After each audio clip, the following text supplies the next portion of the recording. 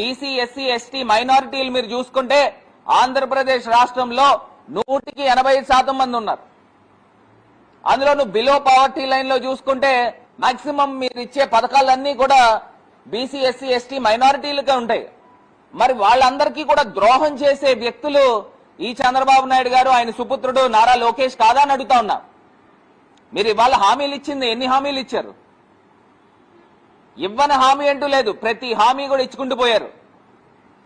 అంటే ఎవరికైతే అన్యాయం జరిగిందో వాళ్ళకి వాళ్ళ తాలూకా పిల్లలకో లేకపోతే వాళ్ళ తాలూకా వ్యక్తులకో ఉద్యోగాలు ఇప్పించి లేకపోతే ఆ ఒక్కళ్ళకి చదువులు చదివిపించి ఆ నెపాన్ని తీసుకుని వచ్చి వైఎస్ఆర్ కాంగ్రెస్ పార్టీపైకి రుద్దే కార్యక్రమం చేస్తూ ఉన్నారు. ఇది చాలా అన్యాయకరం. ఈయన నారా లోకేష్ గారు మాట్లాడిన విధానాలు చూస్తూ ఉంటే అక్కడ ఒక చిత్రీకరణ